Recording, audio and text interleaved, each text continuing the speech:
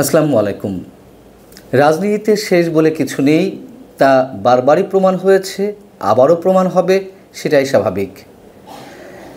আওয়ামী লীগের প্রতি বিএনপির যে মনোভাব ছিল এর আগে, যে আওয়ামী লীগকে নিষিদ্ধ করতে হবে, তারা ফ্যাসিবাদী স্টাইলে দেশ শাসন করেছে এবং এই দাবিটি বিভিন্ন জায়গা থেকে ছিল।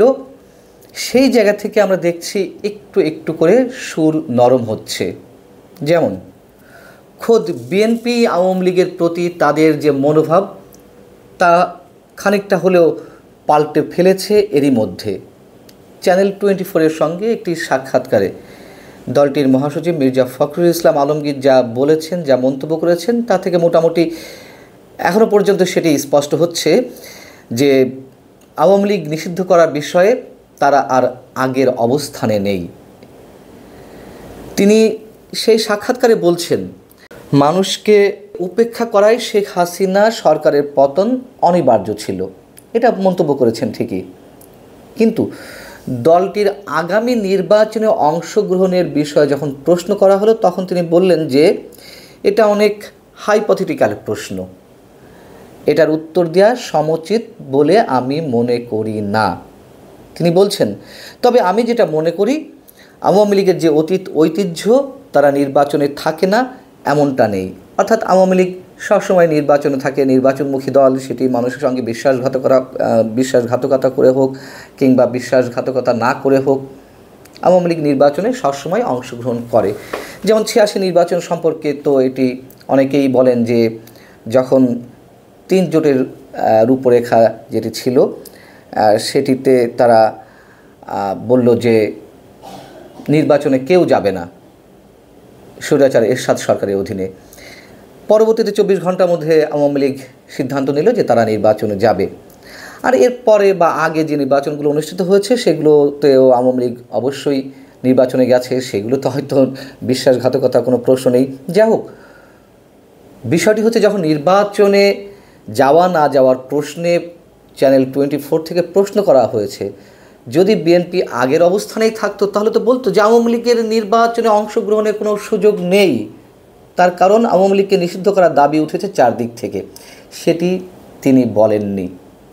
এবং একই সঙ্গে তথ্য উপদেষ্টা বর্তমান সরকারের, যিনি ছাত্রদের পক্ষ থেকে বা সমন্বয়কদের পক্ষ থেকে প্রতিনিধিত্ব করছেন, নাহিদ ইসলাম, তিনি তার আরেকটি ইন্টারভিউতে অন্য একটি গণমাধ্যমের সঙ্গে সাক্ষাৎকারে বলেছেন যে সরকার আওয়ামী লীগের বিষয়ে কোনো সিদ্ধান্ত নেবে না নিষিদ্ধ করার বিষয়ে, সব রাজনৈতিক দলের সাথে আলোচনায় বসে তারপর সিদ্ধান্ত আসবে আওয়ামী লীগ নিষিদ্ধ করার বিষয়ে। যদিও নাহিদ ইসলাম বলেছেন আওয়ামী লীগ ফ্যাসিবাদী দল, তাদের নিষিদ্ধ হওয়া উচিত। এই কথাগুলো তো আমরা শুনছি দীর্ঘদিন ধরে।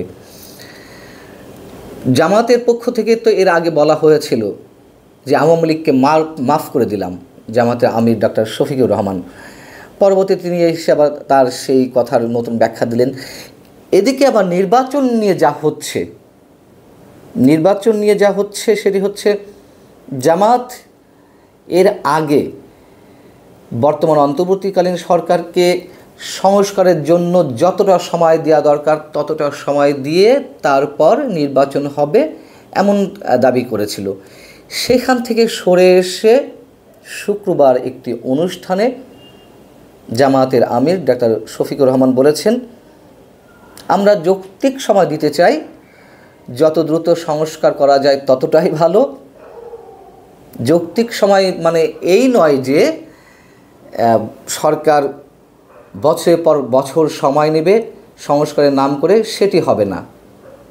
যৌক্তিক সময় মানে একটা সুষ্ঠু সময়ের মধ্যে নির্বাচন হবে, তাতে তারা যতটা যৌক্তিক মনে করে সংস্কারের জন্য, আমরাও যতটা যৌক্তিক মনে করি সংস্কারের জন্য ততটা দেব, তারাও ততটা নেবে। অর্থাৎ নির্বাচন বিষয়ে একটি চাপ সৃষ্টি হচ্ছে। এর আগে সেনাপ্রধান যে 1.5 বছরের একটা টাইম ফ্রেম দিয়েছিলেন যে 1.5 বছরের মধ্যে নির্বাচন অনুষ্ঠিত হতে পারে, সেটি নিয়েও রাজনৈতিক মহলে নানান ধরনের আলোচনা জন্ম হয়েছে। কেউ কেউ খুব নরম সুরে এটিকে প্রত্যাখ্যান করেছেন, আবার কেউ কেউ প্রত্যাখ্যান করার সাহস পাননি। স্বাগত জানিয়েছেন।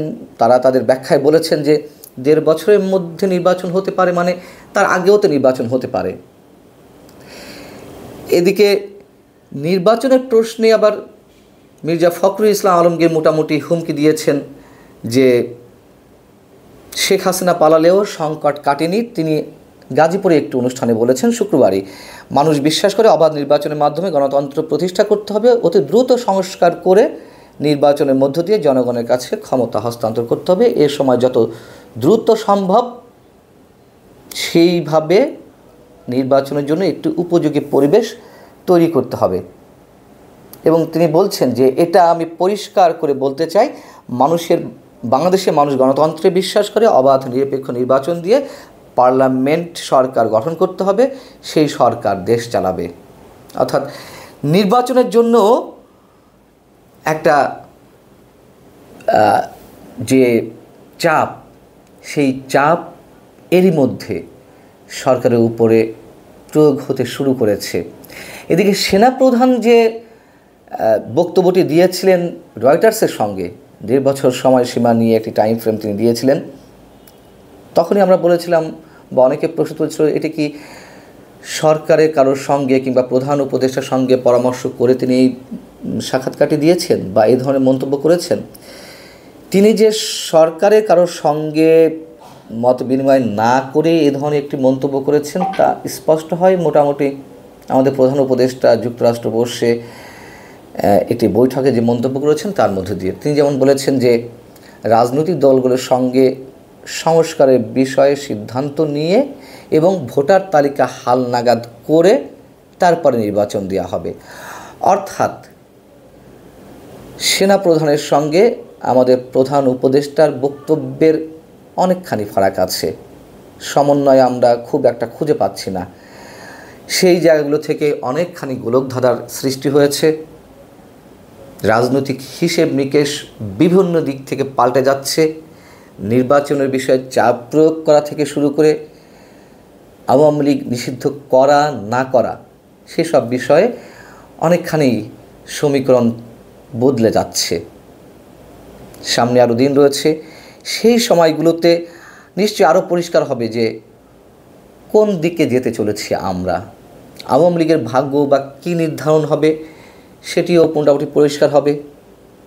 আর নির্বাচনের দাবিতে আওয়ামী লীগ এবং বিএনপিও যে একসাথে রাজপথে নামতে পারে সে কথাও বলে রেখেছিলাম। যারা আমার ভিডিও নিয়মিত দেখেন নিশ্চয়ই তাদের মনে থাকার কথা। বিষয়টি এমন নয় যে জোটগতভাবে তারা নির্বাচনে নামবে ঐক্যবদ্ধ আন্দোলন নামে, কিন্তু যে শব্দটি তারা ব্যবহার করে ওরকম হলে অবাক হওয়ার কিছু থাকবে না। যুগপৎ আন্দোলন, রাজনৈতিক ভাষা এটি, যুগপৎ আন্দোলনের মাধ্যমে নির্বাচনের জন্য চাপ প্রয়োগ করা হবে বর্তমান সরকারের উপরে। অস্বাভাবিক কিছু নয় এমনটি ঘটলেও। আল্লাহ হাফেজ, ভালো থাকুন সবাই।